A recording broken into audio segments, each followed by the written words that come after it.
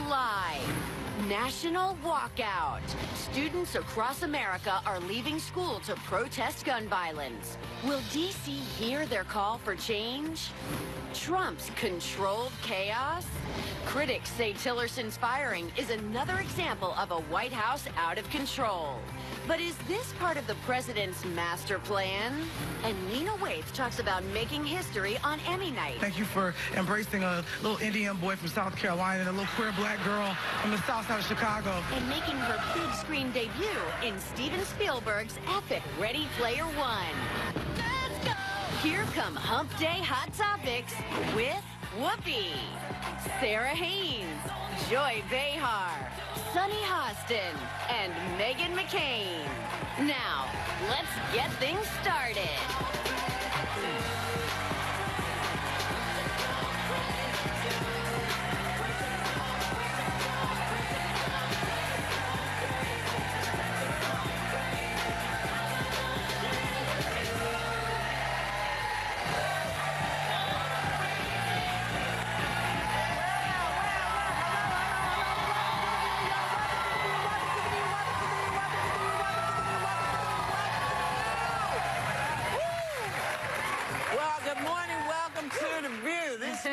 Students across America are walking out of schools to protest gun violence. And I heard a lot of chanting outside, so I went running down to see. And they were out there. Kids were outside marching past the studio saying, you know, what do we want? We want change. So, you know, the question really is, because, you know, do you think anyone will hear them? Do you think the politicians are listening? I really hope they are, and I just think it's so important to see children be involved, and I think politics and be involved in their constitutional rights. I know my kids' school, they just did such a wonderful program this morning. They had the director of school safety speak to the children about being safe and what to do. God forbid something like that happen at the school. And then they had 17 minutes of, they had 17 minutes of, you know, not silence, but talking about the victims. And then they actually had the kids, if they chose to, write to their Congress people, write to their senators. And so it was a real teachable moment. And I see that happening all around the country. And I just think it's wonderful. I think it'll be impossible not to notice this, because I'm sure you all heard it out the door. There was chanting. So I think the attention they're drawing to a cause before that, showing that they have a voice, maybe not a vote yet.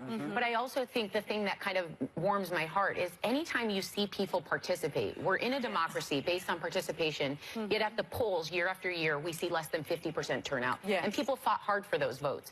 And so when I see young people learning about self-advocacy and like, if you scream, they might eventually hear you, I just am so moved when I see young people practicing what they ultimately will need to use to create the future. Well, it reminds me, I mean, we were a little older, but it reminds me of the 60s. Not that I was born yet, but, you know, but I heard that people took to the streets. And it's interesting. At that time, it was against the Vietnam War, and this time it's against guns. So it takes violence, I think, sometimes to get people on their feet and get out there. Like, we've been cyber attacked by the Russians. Everybody knows that now. But because it's not something that you can like see, it's not a gun, it's not tangible, people are not reacting the way they probably should. You know, today's one of those days. I'm a big Second Amendment person, NRA member, proud NRA member. These are one of those moments that I don't think it's my turn to talk. I think we can listen to kids right now. I've said what I've had to say at length.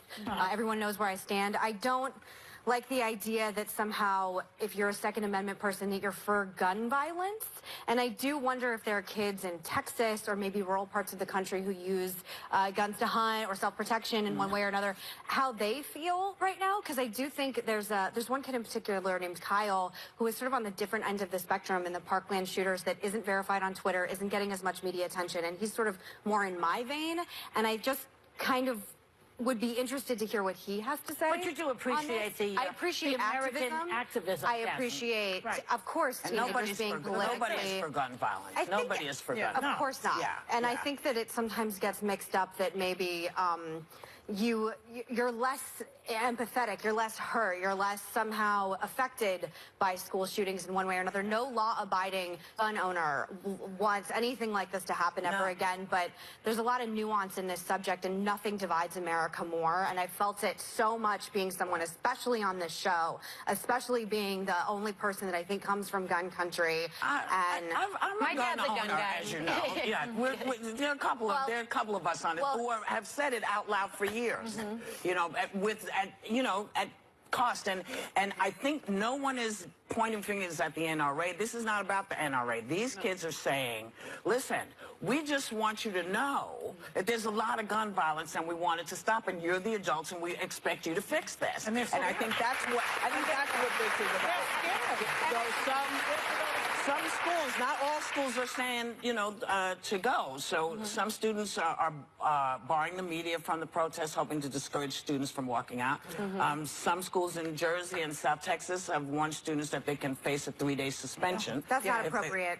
No, it's not. People should be able to do whatever they want. Well, it's their right, as it turns out, because students have a First Amendment right to protest, and the Supreme Court ruled that students don't shed their constitutional rights of freedom of speech or expression at the schoolhouse gate. That was a very important decision in 1969 because a kid went to school with a black armband protesting the Vietnam War, and his school penalized him, and the Supreme Court said just that. They don't shed their constitutional rights. They should be taught more about their constitutional rights in school.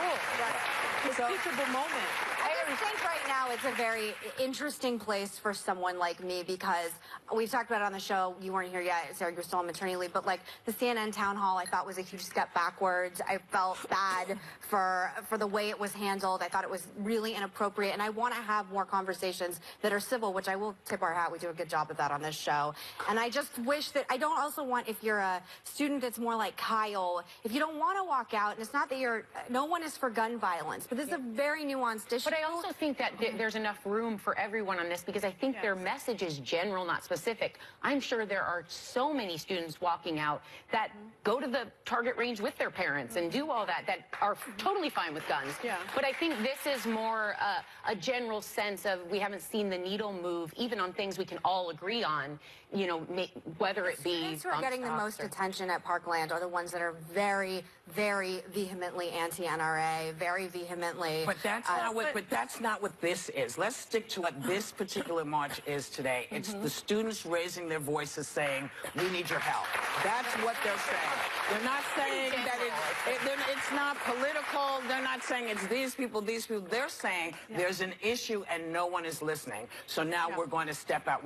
They're not going to drop the issue. No, but if you're going to be totally honest, they're against military-style weapons being in the hands of... They're asking for that. I mean, let's be honest. I mean... Well, they don't want an AK-47 in their face. I don't want one either. So if there's a way, but my point is... I don't want one in my face either. Well, no, that's why we can all agree. But I don't want it.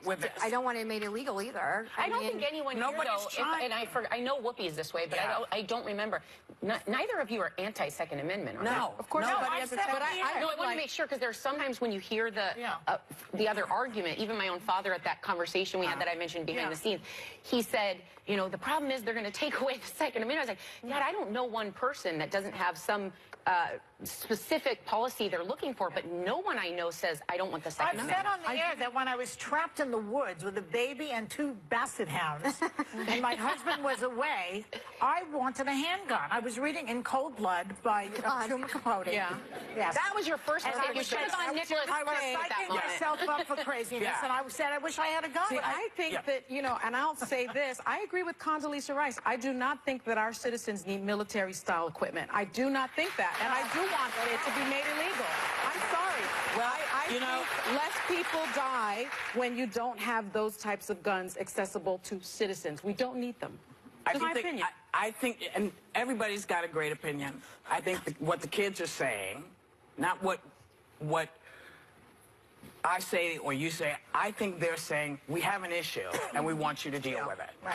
And Just they're listen. saying it loud and clear. Yeah, and that's their right. It's their right to say, in a couple of years, these people are perspectives on dealing with it. I mean, we've been talking about the hypothetical situation of arming teachers who have military experience, which again, this gets jumbled up into all teachers. I mean, again, this is not a black and white issue at all, and I just think we are in a place. I disagree with Sonny. I don't think AR-15s should be banned at all. I know people who hunt with them, and I just wish there was a little more. To me, any protest like this, and I respect the kids that are doing it, obviously, because I believe in political activism and I believe in your First Amendment, but it gets caught up a lot in anti-Second Amendment, anti-NRA. That's not what these guys are saying. We just had AR-15s being banned, brought up on this panel. The Second Amendment, she's not outside. is not all inclusive. Listen, this is not, it's not, you know, it actually these is. kids No, it's not. The kids are marching. I learned different. Excuse me. Kids are marching outside because they feel they're being cut down. They're not being and heard. no one is doing anything. That's why they're marching. They're not marching against the NRA. They're not marching against the government. They're just saying, we got an issue and nobody's dealing with it, and we're tired of the BS. That's what they're saying. We'll be right back. Later, Trump's Star Wars. The president talks up a new military space force to fight cosmic battles. Is this a little too out there? What's the one daytime show unafraid to tell it like it is? What's the name of the show again? The View. Oh, that's right. Welcome to The View, everybody. We bring the passion. If people don't understand your dream, the dream's not for them, it's for you. Yeah, we bring the OMG. Damn. You were in danger, girl.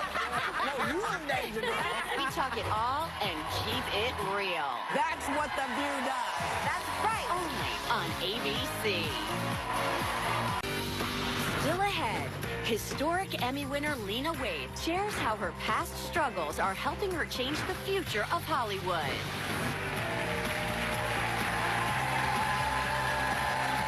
So welcome back. With Rex Tillerson firing yesterday, the number of staff members exiting the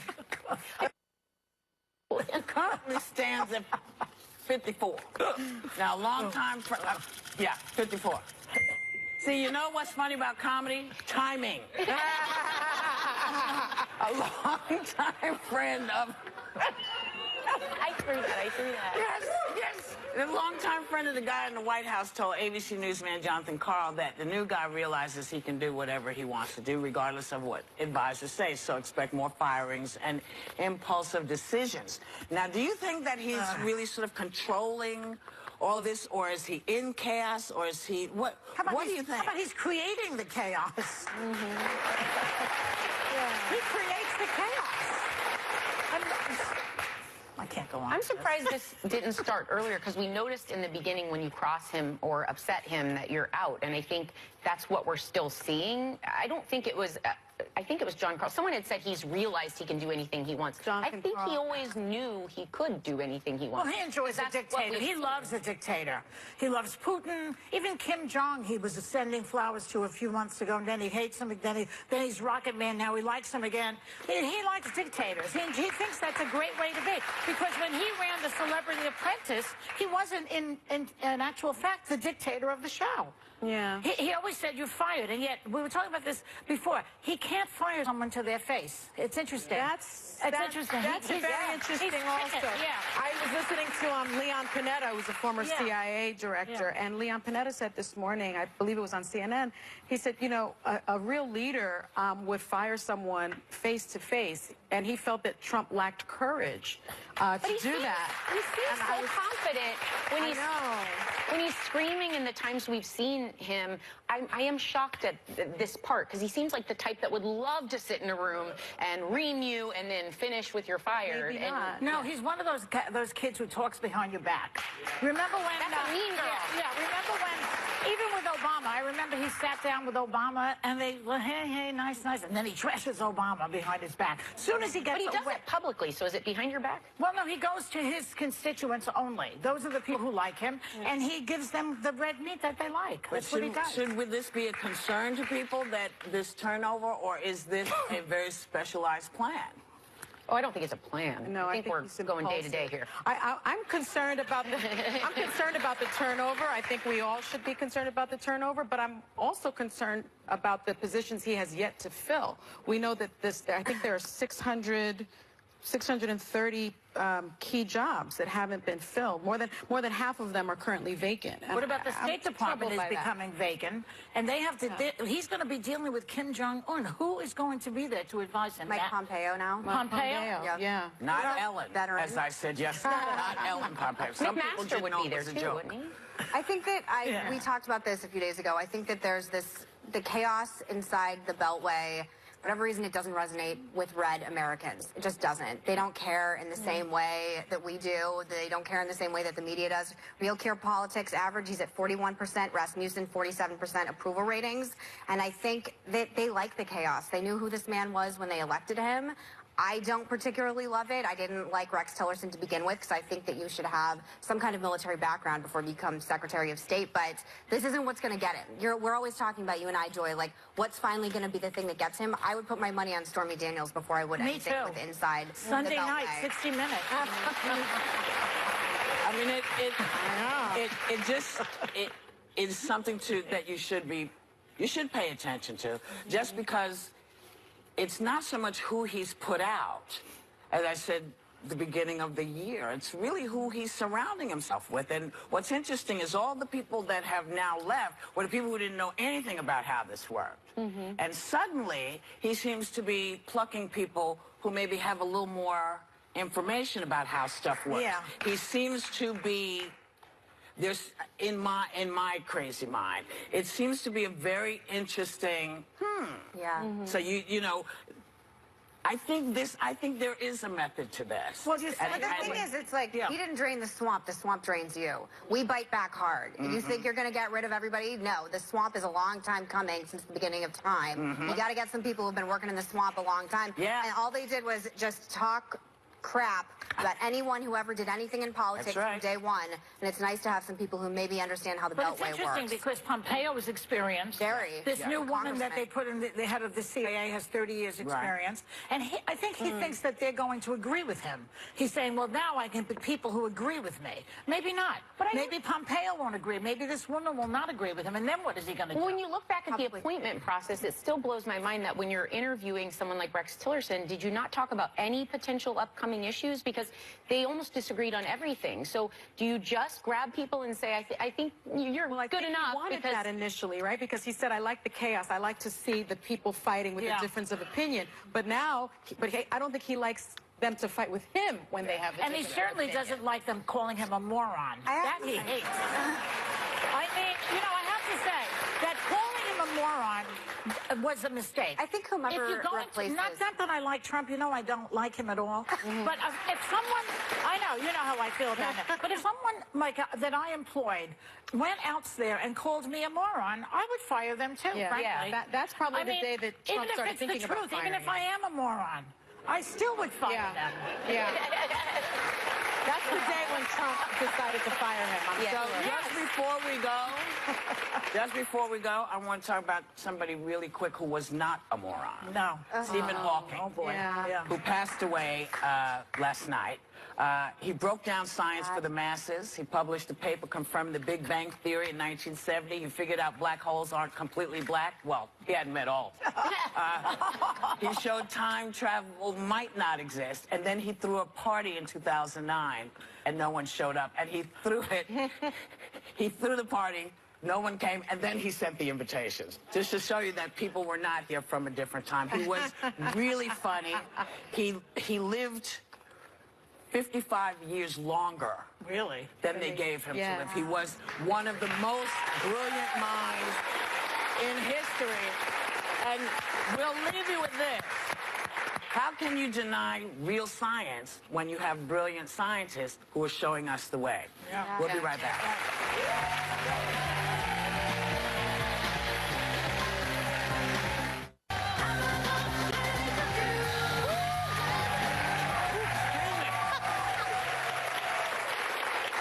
got all kind of air coming at me today. I feel I've got the hiccups. You are the gaseous wiener. I am the gaseous wiener today. I'm not. It's not coming from the back, but it's like all up in here. Apparently. Welcome back. There are different ways to cheat on your spouse. You didn't even know some of these existed. Now we're going to tell you, because there's a website called Lifestyle website, Refinery 29. I love that. They claim there's emotional infidelity, financial infidelity, and crossing boundaries infidelity.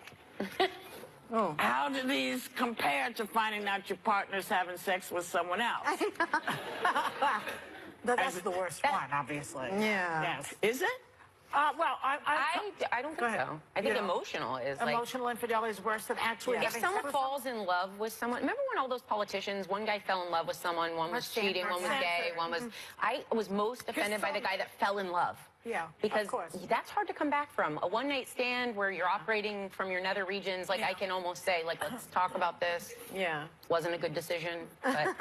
My father, I think, was a financial infidel. Is that the word? Yeah. Because I mentioned him a lot. I don't want to throw the poor guy under the bus. He was very good in many ways, but he was a compulsive gambler.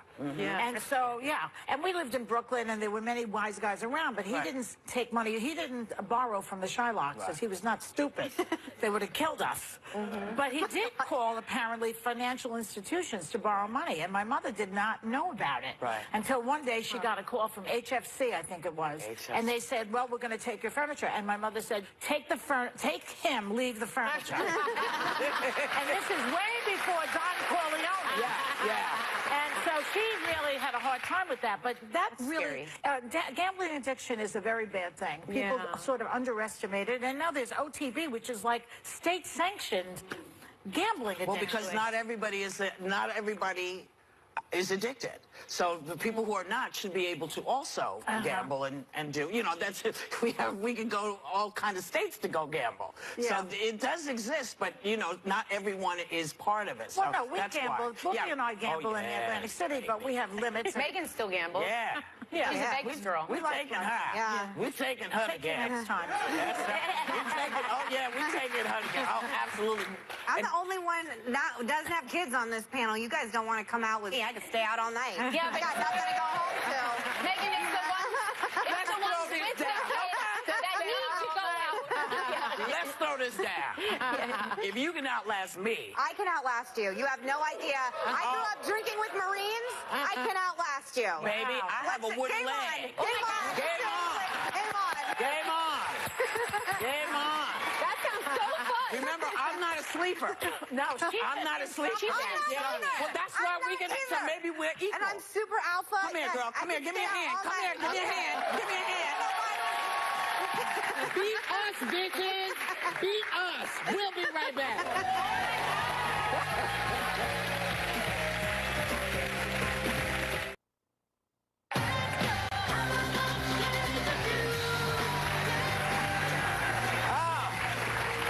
You're lactating, aren't you? Oh my God. What's happening to me? Well, feels like my milk. My chest just changed. I looked at my chest just... Yeah. Are you lactating right now? Oh my God. You lactate all the time when you're breastfeeding. I mean, it's all happening. Right. Fill them, empty them. Fill them, empty them. Fill them, empty them. Well, all right. Well, welcome back. We have actually a really great thing to share with you from a viewer called Lindsay Osborne. Now, Lindsay's special because she has a 4-year-old daughter whose name is Olivia. And Olivia has become such a big fan of the show, she even joins in on our daily walkout at the top of it. Take a look. Okay, Sunny Halston and Megan McCain. Now, let's get things started.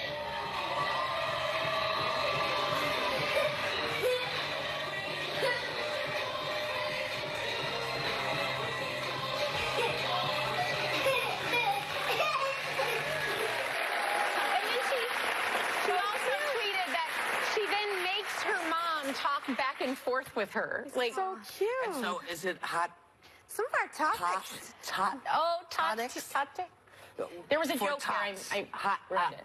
hot topics. Hot I know, topics. but she also, when her parents start to talk, she will interrupt them and say, one at a time, please, don't interrupt each other. Never a bad thing to do. No. So, oh my God. Uh-oh, here we go. Come on, do it. No. Kim Kardashian is on the cover. On the cover of the new Elle, where she says that she makes sure to pay as much attention to her husband, Kanye West, as she does to their children. So, is that right? Yeah. Should you, do that? I mean, is it a question? How much attention does Kanye West need? I mean, something's wrong here. But you have to. I really think it's so important to make sure that your spouse feels that his or her needs have been met, because that is the bedrock of the entire family. So if you're not on the same page and you're not paying attention to each other, the marriage goes kaput, and then the kids... Come on, I just... You still with the kids? You still got to take care of the kids. But the family... I just pumped out a turkey. Okay, oh my God. And then I'm becoming Wonder Woman by relaxating constantly. Yeah. And I've got kids, mom, and I have to worry about him. But he's also worrying about you. He's also worrying about you. All right, if he does. He's worrying about you as well. Yeah, so but you're if both you're taking care of each other. If you're a good parent, you raise the kids to leave, and what are you left with when they go? Your girlfriends. Go to commercial. It's so good. You may think you raised them to leave. They don't go very far. We'll be right back. She made history at the Emmys and is changing the game on the small and big screens. But Lena Waithe's real-life story will make you stand up and cheer next. So what happens when you dial up Hot Topics and stir in some crazy funny? Tomorrow, get ready for Ricky Gervais. Plus, she replaced Al Franken. Now Senator Tina Smith faces the ladies on The View. My LGBTQIA family, I see each and every one of you. The things that make us different, those are our superpowers. Every day when you walk out the door, put on your imaginary cape and go out there and conquer the world, because the world would not be as beautiful as it is if we weren't in it. That was incredible, Lena Waithe, making history as the first black woman to win an Emmy for outstanding comedy writing. Now she's getting raised for her new series, The Chi. She's heading to the big screen in Steven Spielberg's Ready Player One. And she is joining us right now on The View. Please welcome the incomparable Lena Waithe.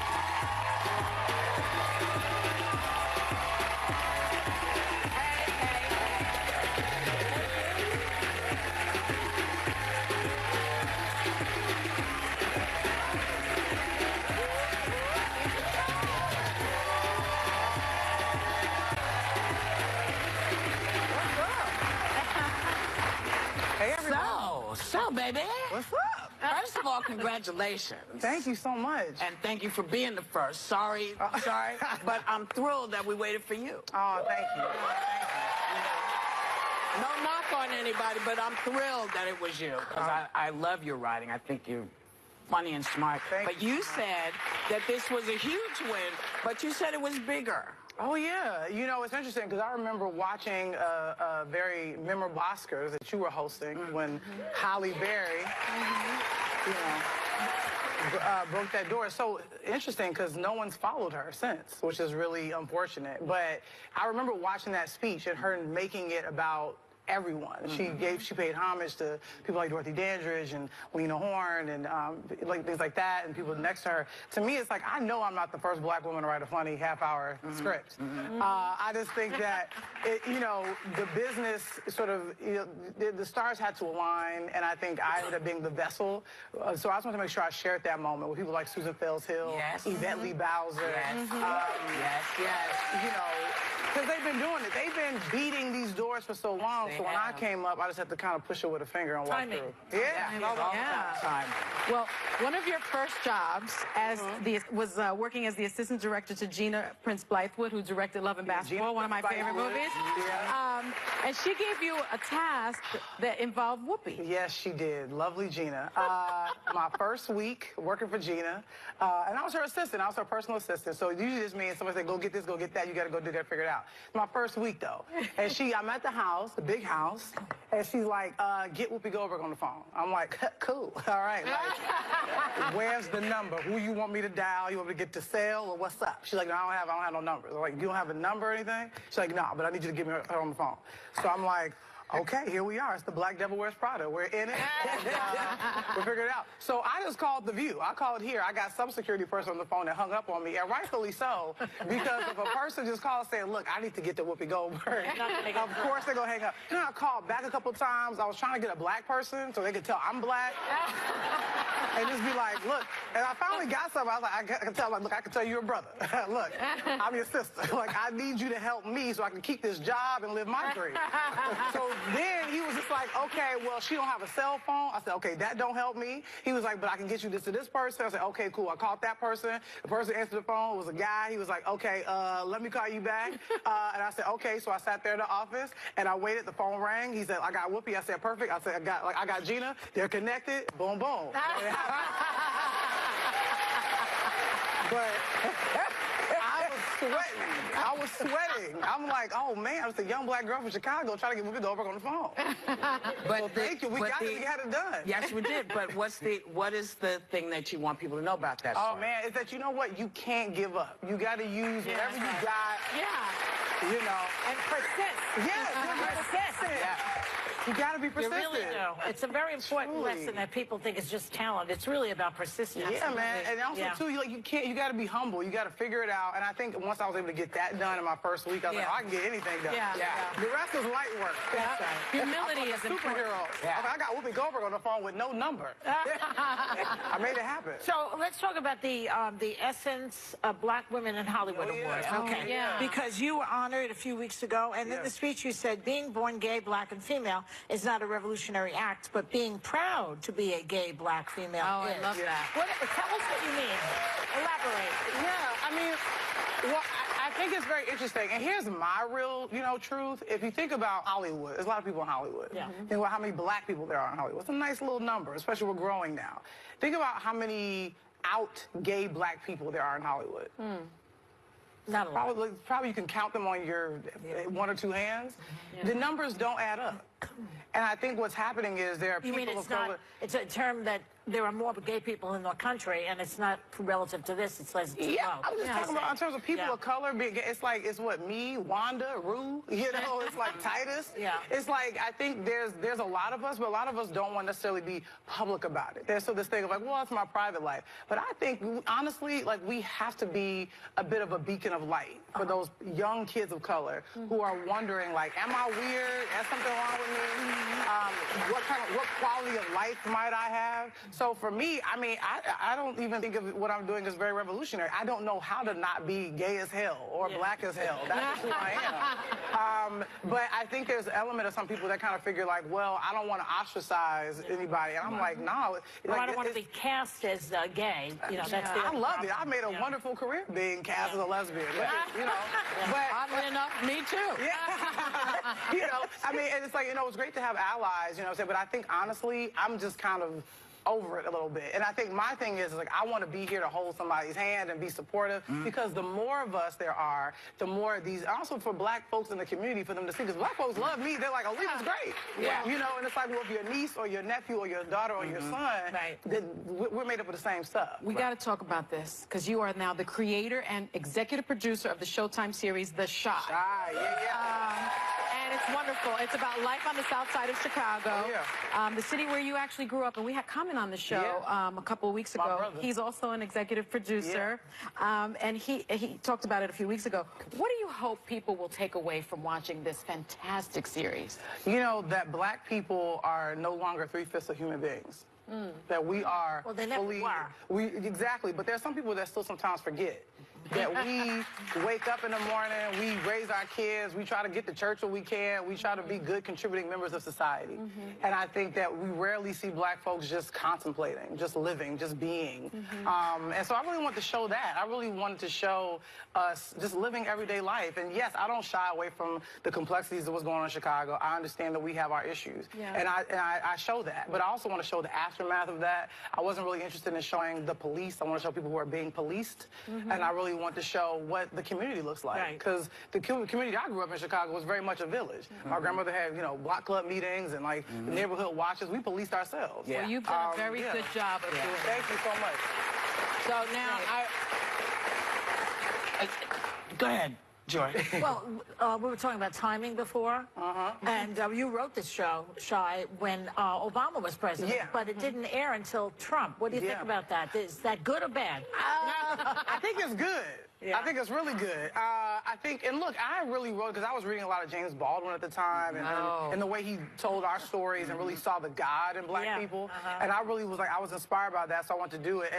And then, obviously, by the time the show came out, we had Trump in office, who was definitely using Chicago as sort of a pawn in his sort of political game.